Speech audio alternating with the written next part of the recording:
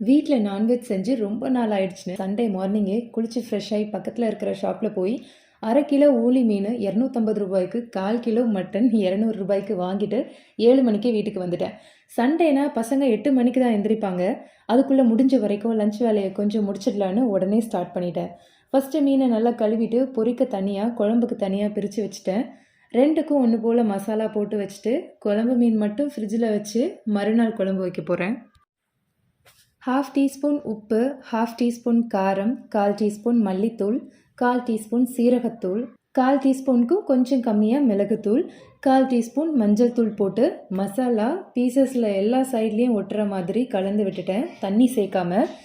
எனக்கு இஞ்சி பூண்டு டேஸ்ட் ரொம்ப பிடிக்கும். ஒரு நாள் இந்த மசாலா கூட கொஞ்சம் சேர்த்து பொரித்தேன், பட் பீசஸ் பேனில் ஒட்டுச்சு. குழம்பு மீனில் காரம் மட்டும் போடலை. குழம்பு வைக்கும்போது புளிக்குழம்பு மசாலா 1 டீஸ்பூன் போட்டுப்பேன். 2 பாக்ஸையும் க்ளோஸ் பண்ணி குழம்பு மீனை ஃப்ரிட்ஜில் வச்சுட்டு பொரிக்கிற மீனை வெளியிலேயே வச்சுட்டேன்.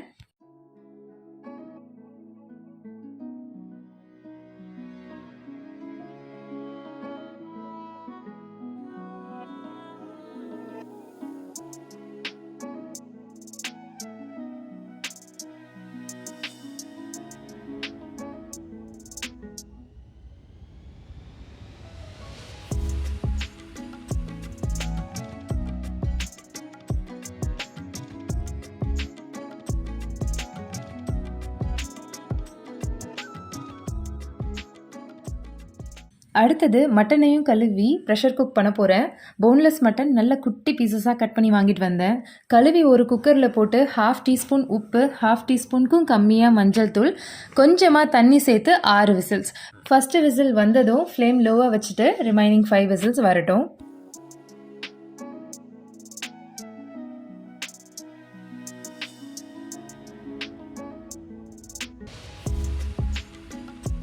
மட்டன் வெந்துட்டு இருக்கும்போது குழம்புக்கு தேவையான சின்ன வெங்காயம், இஞ்சி பூண்டு பேஸ்ட் ரெடி பண்ணிக்க போகிறேன். நான் எப்போவுமே இஞ்சி பூண்டு பேஸ்ட் பண்ணும்போது பூண்டுக்கு மட்டும் தோல் இருக்க மாட்டேன். லைட்டாக கழுவிட்டு அப்படியே போட்டுருவேன். 2 சம அளவு எடுத்துக்கிறேன்.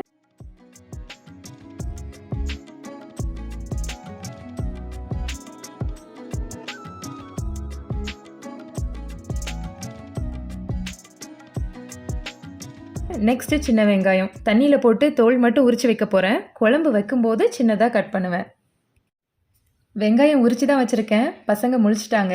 அவங்களுக்கு மார்னிங் பிரேக்ஃபாஸ்ட் கொடுத்துட்டு 10 மணிக்கிட்ட திரும்ப கண்டினியூ பண்ணேன்.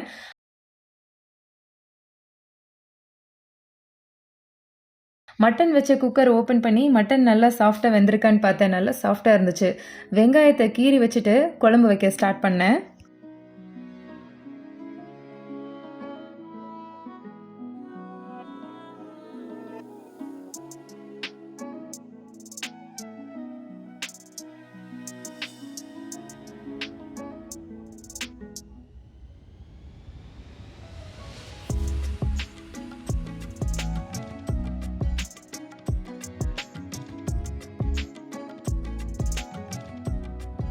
ஒரு பேனில் 2 ஸ்பூன் நல்லெண்ணெய் விட்டு ஒரு சின்ன துண்டு பட்டை, 4 கிராம்பு, 3 ஏலக்காய், 1 டீஸ்பூன் பெருஞ்சீரகம் போட்டு பொரிஞ்சதும் கட் பண்ண சின்ன வெங்காயம் போடுறேன். கொஞ்சம் வதங்கினதும் 2 ஸ்பூன் இஞ்சி பூண்டு பேஸ்ட்டு.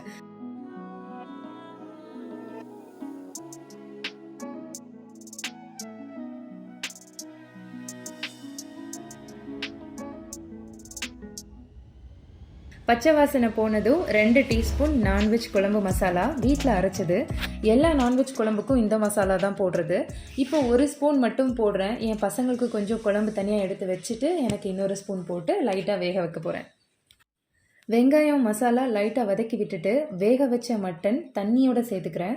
மட்டன் வேக வைக்கும்போது போட்ட 1/2 டீஸ்பூன் பிங்க் சால்ட்டு, மஞ்சள் தூள் சரியாக இருக்கும் 1/4 கிலோ மட்டனுக்கு. ரைஸில் சால்ட் போட்டு தான் குக் பண்ணுவேன். ஸோ நான் குழம்புல எக்ஸ்ட்ரா போடலை.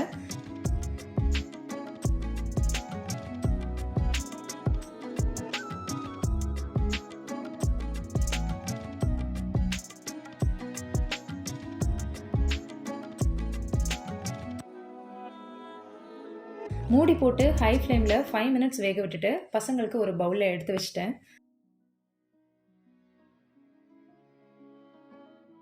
எனக்கு இன்னொரு டீஸ்பூன் நான்வெஜ் குழம்பு மசாலா போட்டு 3 மினிட்ஸ் கழித்து ஸ்டவ் ஆஃப் பண்ணிட்டேன்.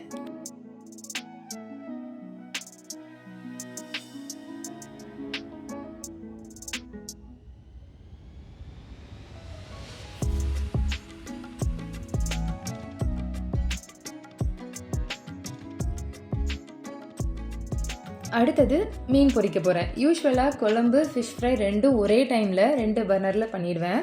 வீடியோ எடுத்துகிட்டே பண்ணதால் 1 by 1 பண்ணுறேன். ஒரு பேனில் கொஞ்சம் தேங்காய் எண்ணெய், கொஞ்சம் நல்லெண்ணெய் ஈக்குவலாக ஊற்றி மசாலா போட்டு வச்ச மீனை பொரிச்சு எடுக்க போகிறேன்.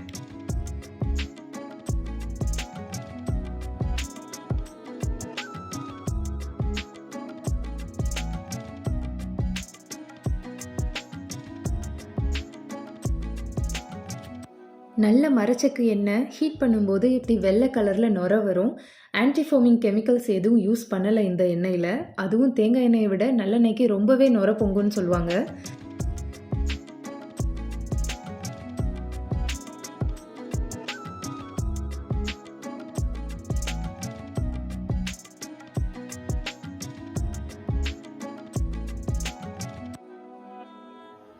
பொரிச்ச மீன் பார்த்தாலே அப்படியே சூடாக சாப்பிடணும் போல தோணுது.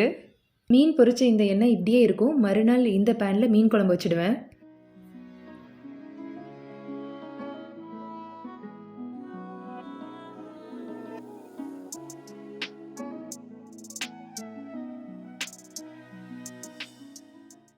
டைம் 11 ஆக போகுது. கிச்சனில் எல்லா வேலையும் முடிஞ்சுது. 12:30க்கு சாப்பிட வந்தால் போதும்னு நினச்சிட்டு கிச்சன் விட்டு வெளியே வந்தால் என் பொண்ணுக்கும் பையனுக்கும் செம சண்டை. என் பையன் அழுகையை நிறுத்தி சமாதானப்படுத்தவே 11:30 தாண்டி போச்சு.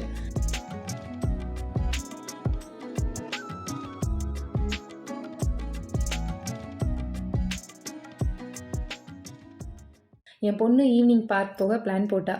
சரின்னு கொஞ்ச நேரம் விளையாடிட்டு வாழை இலை எடுக்க வந்தேன்.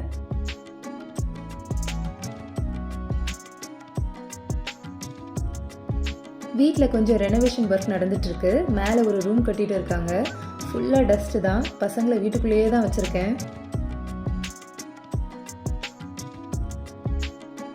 பசங்களுக்கு பவுலில் தான் சாப்பாடு கொடுப்பேன். ஊட்ட வசதியாக இருக்கும். எனக்கு மட்டும் ஒரு கிழிஞ்ச இலையில் பாதியை கட் பண்ணிட்டு வந்தேன்.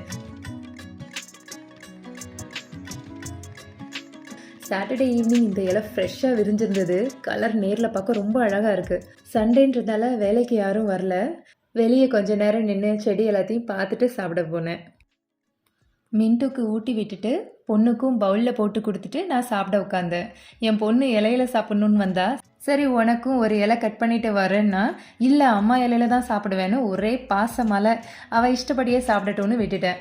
என் பொண்ணோட ஹோம்ஒர்க் எல்லாம் செஞ்சு முடிச்சுட்டு எனக்கும் பசங்களுக்கும் நெயில் கட் பண்ணிவிட்டு பார்க்குக்கு கிளம்பியாச்சு.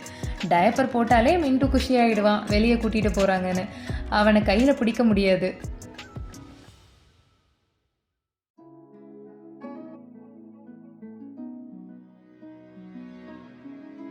பார்க் என்ட்ரன்ஸ் வரைக்கும் மின்ட்டுவை கேர்ஃபுல்லாக பார்த்துக்கிற மாதிரி கூட்டிகிட்டு போனேன் என் பொண்ணு. அங்கே அவள் ஃப்ரெண்ட்ஸை பார்த்ததும் பறந்துட்டா.